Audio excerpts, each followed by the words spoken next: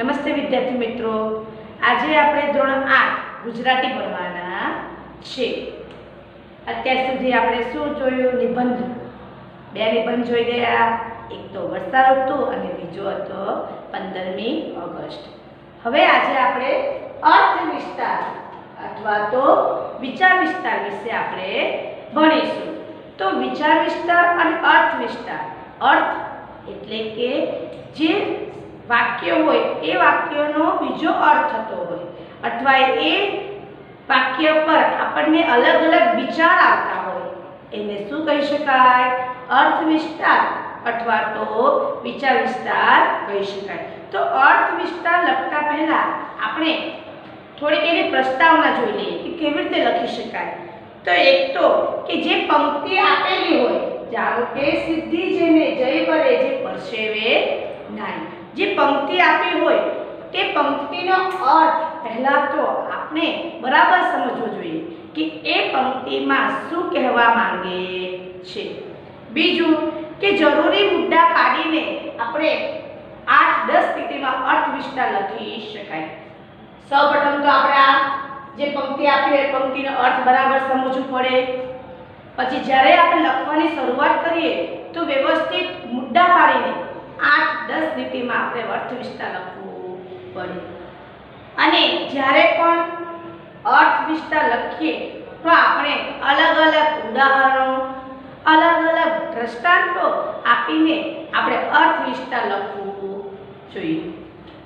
બીજું કે મહત્વની એક વાત તે કહી કે જ્યારે પણ તમે વિચાર વિસ્તાર લખો તો એ ચોકસાઈ રાખવાની, ચીવત રાખવાની કે વાંચતાની સાથે જ આપણને ગમી જાય અથવા તો જે તમે અર્થ વિસ્તાર લખ્યો છે એ અર્થ વિસ્તાર જ્યારે પણ આપણે વાંચીએ તો આપણને તરત જ સમજ પડી જાય એ પ્રમાણે લખવું જોઈએ।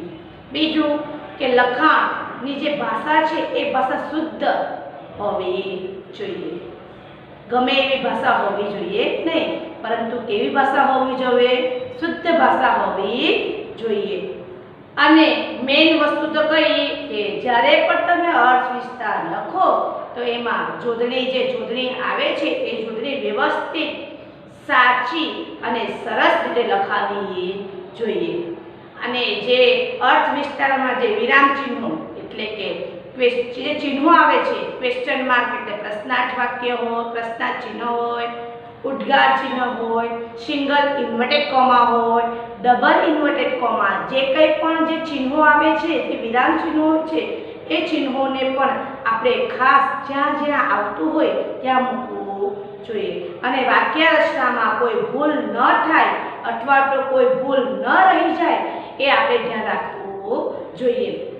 અને સમગ્ર જે અર્થ વિસ્તારનું જે સમગ્ર લખાણ છે એ લખાણ આપણે એકવાર ધ્યાનપૂર્વક વાંચી લેવું જોઈએ। લખવું તો જોઈએ જ, પરંતુ લખાઈ જાય પછી એ આખું અર્થ વિસ્તારને આપણે શું કરવું જોઈએ? ધ્યાનપૂર્વક શાંતિથી વાંચી લેવું જોઈએ। સમજ પડી ગઈ? હવે આપણે જોઈએ અર્થ વિસ્તાર। અત્યાર સુધી આપણે શું જોયું? અર્થ વિસ્તાર કઈ રીતે લખી શકાય? અર્થ વિસ્તાર કે વિચાર વિસ્તાર લખવા પહેલા આપણે કઈ કઈ કાળજી રાખવી જોઈએ, કયા કઈ વાતોનું ધ્યાન રાખવું જોઈએ એના વિશે આપણે જોઈ ગયા છે। હવે આપણે જોઈએ વિચાર વિસ્તાર। પંક્તિ આપી છે સિદ્ધિ તેને જય વરે જે પરસેવે નાય। સિદ્ધિ એટલે કે સફળતા। જો આપણે મહેનત કરીએ, તમને વધારે જ ખબર છે, જો આપણે મહેનત કરીએ તો આપણને એ મહેનતમાં સફળતા મળે છે। પણ કયું? જો આપણે મહેનત ધ્યાનપૂર્વક એકદમ ચીવત રાખીને ચોકસાઈ રીતે આપણે એ કામ કરીએ તો એ કામમાં આપણને અવશ્ય જરૂર આપણને શું મળે છે? સફળતા મળે છે। તો સિદ્ધિ તેને જય વરે જે પરસેવે નાય। તો સૌપ્રથમ આપણે લખીશું આ પંક્તિમાં પરિશ્રમનો મહિમા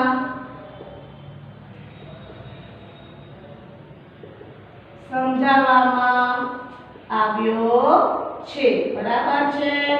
જો સમજ પડી જશે તમને આ પંક્તિમાં શું કઈ વાતનો અર્થ સમજાવવામાં આવ્યો છે કે જ્યારે પણ એક મિનિટ ધ્યાન આપો વિદ્યાર્થીઓ, જ્યારે પણ લખાય છે ને તમારે સ્ક્રીનશોટ લઈ લેવાનો, એટલે કે તમારે સારા અક્ષર તમારે પેલુંથી લખી શકાય.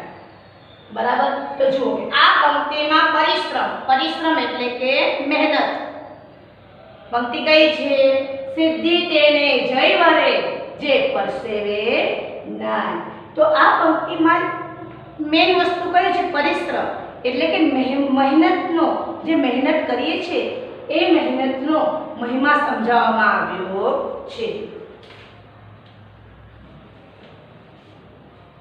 આપણા જીવનમાં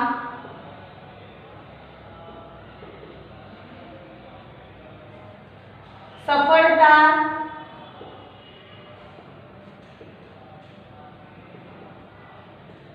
મેળવવા માટે આપણે સખત મહેનત કરવાની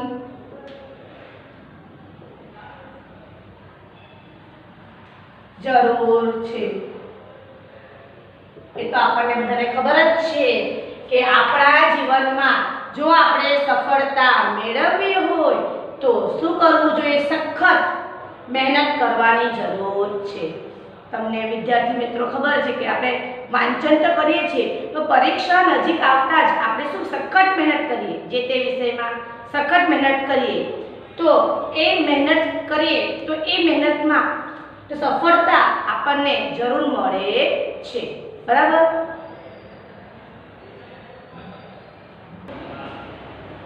કે જીવનમાં કે આપણા જીવનમાં સફળતા મેળવવા માટે આપણે શું કરવું જોઈએ? સખત મહેનત કરવી જોઈએ. તો જ આપણે જે મહેનત કરેલી હોય છે એ મહેનતમાં આપણને શું મળે છે? સફળતા મળે છે. મહેનતના ફળ મીઠા લાગે છે. જો આપણે સાચી રીતે મહેનત કરી હોય તો મહેનતના ફળ આપણને કેવા લાગે છે? મીઠા લાગે છે. મહેનત કર્યા વિના કોઈ પણ સિદ્ધિ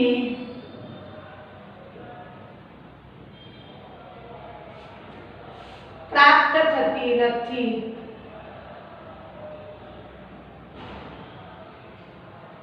શું કહે છે કે મહેનત કરવાથી એ મહેનતમાં આપણને જરૂર સફળતા મળે છે અને મહેનતના ફળ કેવા લાગે છે? મીઠા લાગે છે. અને જો મહેનત કર્યા વિના આપણે કોઈ પણ કામ અથવા કોઈ પણ કાર્ય કરીએ તો એ કાર્યમાં આપણને સિદ્ધિ પ્રાપ્ત થતી નથી, અથવા તો એ કામમાં આપણને સફળતા મળતી નથી, અથવા તો શું મળે છે? નિષ્ફળતા મળે છે. પરીક્ષામાં સારા ગુણ મેળવવા માટે કે ધંધામાં સારી પ્રગતિ કરવા માટે આપણે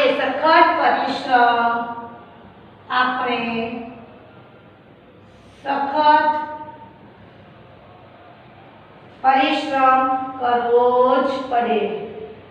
શું કહે છે કે જો આપણે પરીક્ષામાં સારા ગુણ મેળવવા હોય અથવા તો ધંધામાં સારી પ્રગતિ કરવી હોય તો આપણે શું કરવું જ પડે? સખત પરિશ્રમ એટલે કે સખત મહેનત કરવી પડે છે. પરિશ્રમ એ જ પારસમણી છે. પારસમણી એક પથ્થર છે, બરાબર ને? કે પરિશ્રમ એટલે કે મહેનત એ જ પારસમણી છે. પરિશ્રમ કરનારને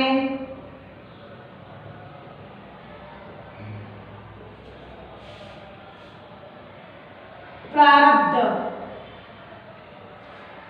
પર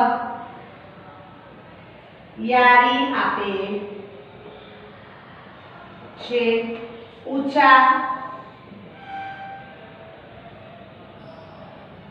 ઊંચા મનોરથ સેવા માત્રથી આપણને સફળતા મળતી નથી. શું કહે છે આ વાક્યમાં કે આપણે ઊંચા મનોરથ એટલે કે સપના, કે આપણે ફક્ત ઊંચા સપના એટલે કે મોટા સપનો જોયા કરીએ છીએ, પરંતુ એ સપનો શું આપણે જોઈએ એટલે શું એ સફળ એ સપનો છે, એ સપનો શું આપણા પૂરા થાય છે? ના. પણ એ સપનોને સાકાર કરવા માટે અથવા તો એ સપનોને મનોરથને સેવવા માટે આપણે શું કરવું પડે છે? મહેનત કરવું પડે છે, અને પરિશ્રમ કરવું પડે છે, અને પરિશ્રમ કરવાથી આપણને એ સપનોને સાકાર કરવા માટે સફળતા મળે છે.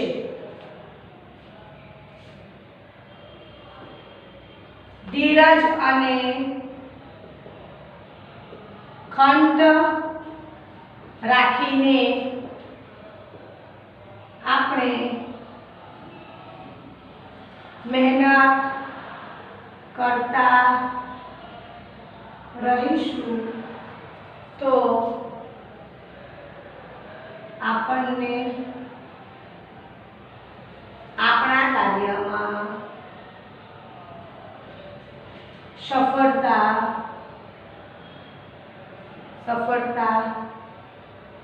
મળશે જ. એટલે શું કહે છે?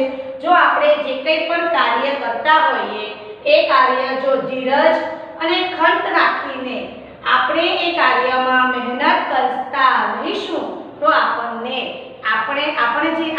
જે આપણા કાર્યમાં શું મળશે?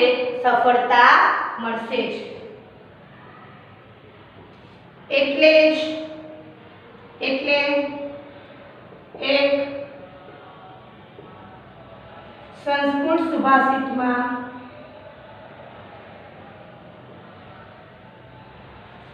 સાચું જ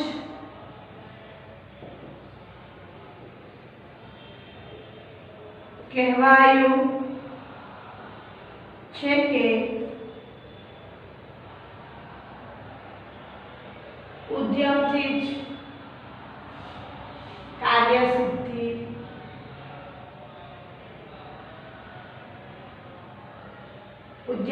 કાર્યસિદ્ધિ મળે છે, મનોરથો સેવવાથી નહીં.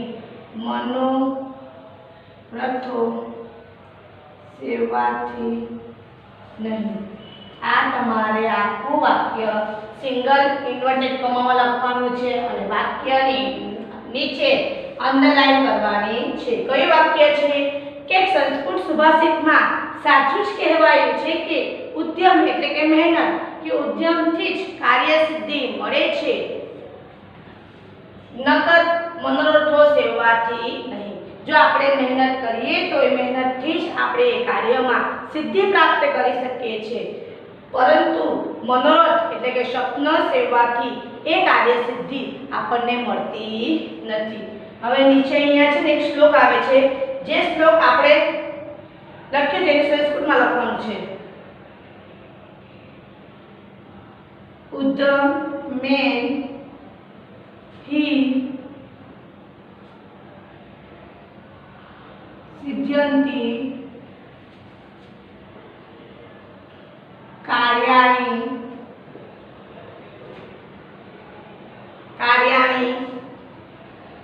न मनोरथ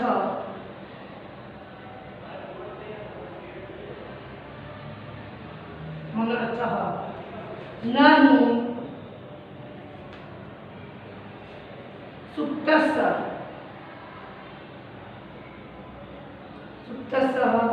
सिंहस्य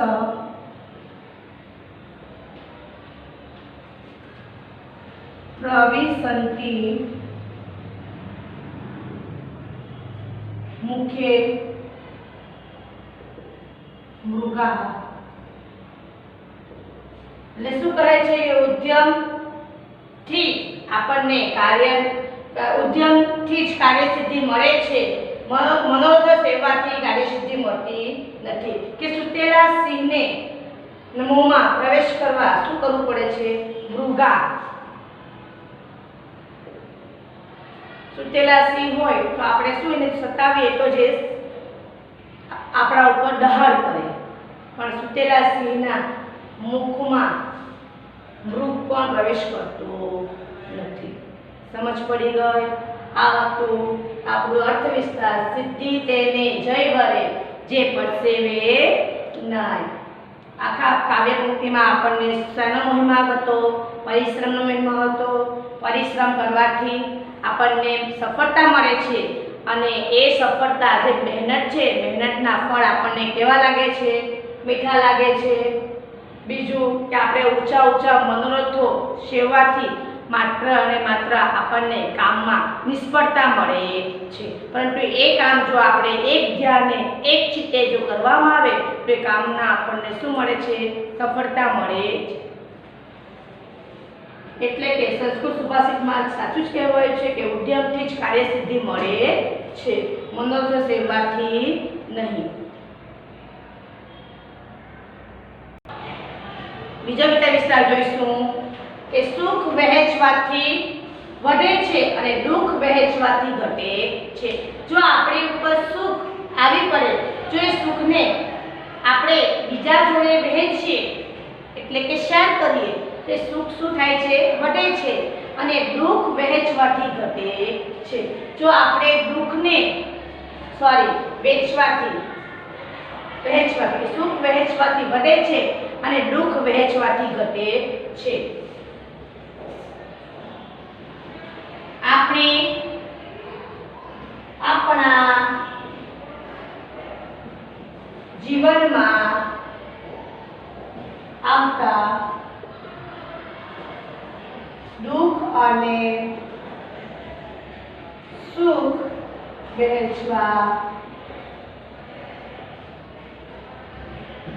આપણે શું કરીએ છીએ કે આપણે આપણા જીવનમાં જે આવતા દુઃખ અને સુખ છે એ વહેંચવા જોઈએ. પણ આપણે સ્વાભાવિક રીતે શું કરીએ છીએ? જ્યારે આપણા ઉપર દુઃખ આવી પડે તો આપણે શું કરીએ? એકબીજાને રડી રડીને કહીએ છીએ કે મારા ઉપર તો આટલું દુઃખ છે, આ પ્રકારનું દુઃખ છે. પણ સુખ જ્યારે આપણી પાસે આવે ત્યારે આપણે શું કરીએ છીએ? લોકોને કહેતા નથી, આપણે એકલા જ આનંદ માણીએ છીએ. પણ એવું ન હોવું જોઈએ કે જ્યારે પણ આપણા ઉપર દુઃખ કે સુખ આવી પડે તો આપણે દુઃખ અને સુખને વહેંચવા જોઈએ. સુખ એટલે તો આનંદ. આપણે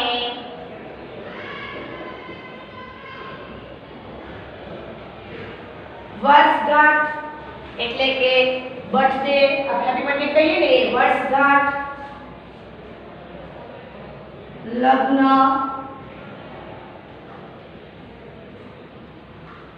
પરીક્ષામાં આપણને મળેલી સારી સફળતા જેવા આનંદના પ્રસંગો આપણા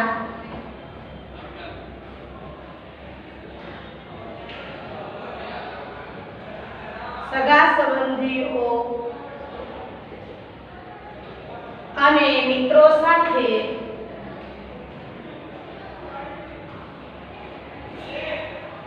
સાથે મળીને ઉજવવા કે આપણે સુખ એટલે તો આનંદ. કે આપણે વર્ષગાંઠ, લગ્ન, પરીક્ષામાં આપણને મળેલી સારી સફળતા જેવા આનંદના જે પ્રસંગો છે એ આપણે આપણા સગા સંબંધીઓ સાથે મળીને અને મિત્રો સાથે મળીને ઉજવવા જોઈએ. એ જ રીતે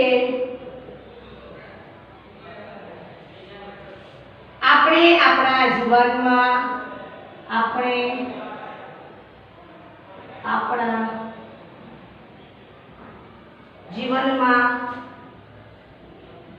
આવતા મૃત્યુ, બીમારી,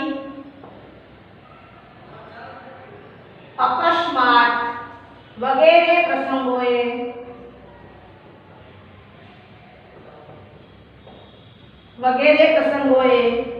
પણ સગા સંબંધીઓ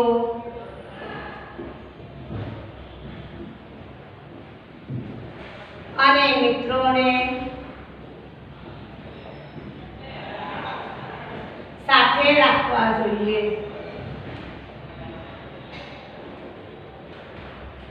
શું કહ્યું છે આ વિચાર વિસ્તરમાં કે આપણે જે વર્ષગાંઠ હોય, લગ્ન પ્રસંગ હોય, એમાં તો આપણા સગા સંબંધીઓ અને મિત્રોને સાથે રહીને એ બધા પ્રસંગો ઉજવવા જોઈએ. પરંતુ એ જ રીતે આપણા જીવનમાં જે આવતા મૃત્યુ, બીમારી, અકસ્માત એ બધા પ્રસંગોમાં પણ આપણે આપણા સગા સંબંધીઓ હોય, મિત્રો હોય એને સાથે રાખવા જોઈએ. આમ કરવાથી આપણને આશ્વાસન મળે છે.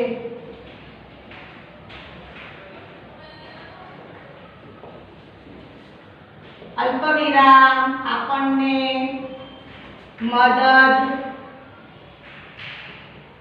મળે છે.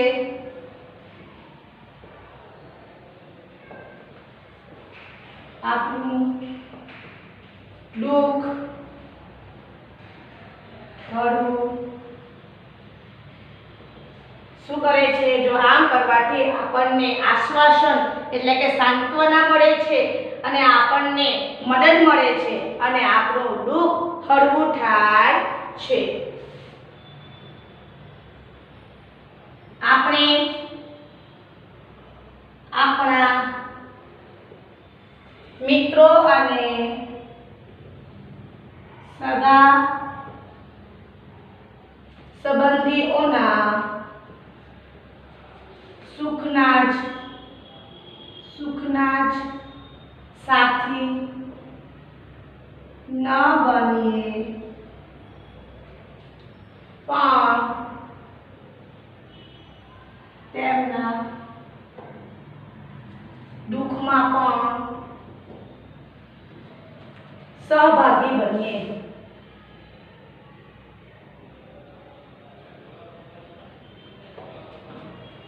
કે આપણે શું કે આપણા જે મિત્રો છે અને જે સગા સંબંધીઓ છે એના સુખમાં જ સાથી ન બનીએ પણ તેમના ઉપર જે દુઃખો આવી પડ્યા છે એ દુઃખના પણ આપણે સહભાગી બનીએ. પણ સુખ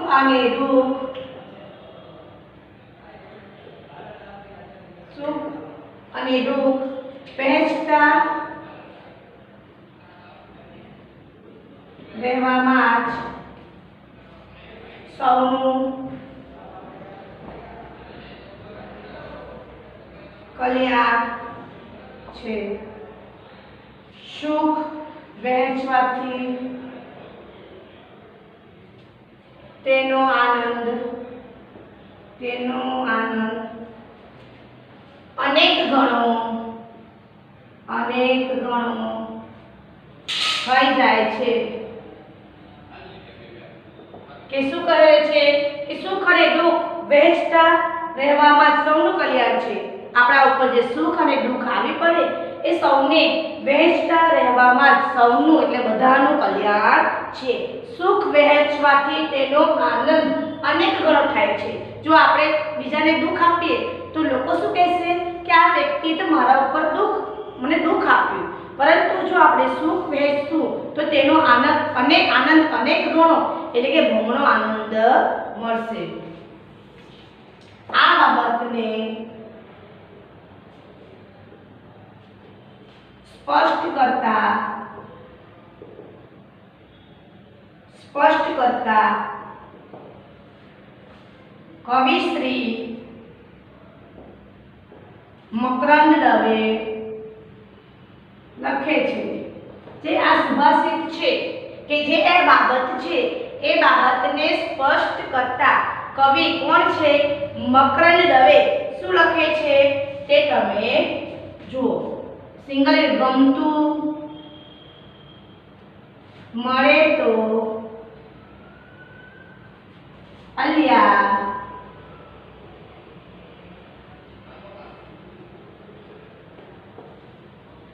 ગુંજે ન ભૂલીએ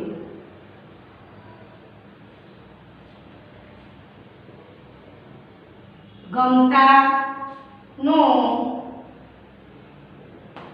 કરીએ ભૂલા આ કોણે વાક્ય લખ્યું છે કવિ કોણ છે મકરંદ દવે કે ગમતું મળે તો અલિયા ગુંજે કે આપણને ન ભરીએ કે ગમતું મળે તો અલિયા ગુંજે ન ભરે કે આપણને કઈ વસ્તુ ગમી જાય ગમતું વસ્તુ જો મળી જાય તો આપણે શું કરે છે આનંદમાં આવી જાય છે આપણો આનંદ સમાતો નથી ગમતા ન કરીએ ગુના કે આપણે શું કરીએ કઈ વસ્તુ આપણને ગમી જાય તે વસ્તુનો આપણે શું કરીએ છીએ ગુલાલ કરીએ છીએ કે તે જ વસ્તુ આપણને વારંવાર ગમ્યા કરે છે પણ એવું જ હોવું જોઈએ નહીં બરાબર હવે જુઓ ફરીથી આપણે જોઈ લઈએ કે છે સુખ વહેંચવાથી વધે છે અને દુઃખ વહેંચવાથી ઘટે છે કે આખા સુભાષિતમાં આપણને સુખ દુઃખની વાતો કરવામાં આવી છે કે સુખ અને દુઃખ એક ચક્ર છે કે સુખ પછી દુઃખ અને દુઃખ પછી સુખ આવ્યા જ કરે છે આપણા ઉપર જે સુખ અને દુઃખ હોય છે એ દુઃખને પણ આપણે વહેંચવું જોઈએ જો આપણે સુખ દુઃખ જો બીજાને સુખ વહેંચીએ તો આપણને એ સુખનો જે આનંદ છે આનંદ આપણને અનેક ગણ મળે છે એની વાત કરવામાં આવી છે બરાબર હવે સુખ અને દુઃખમાં તમને સમજ પડી ગઈ હશે એકવાર ધ્યાનથી જોઈ લો અને સ્ક્રીનશોટ પણ લઈ લો કારણ કે લખવામાં તમને સરળતા પડશે એકવાર ધ્યાનથી જોઈ લો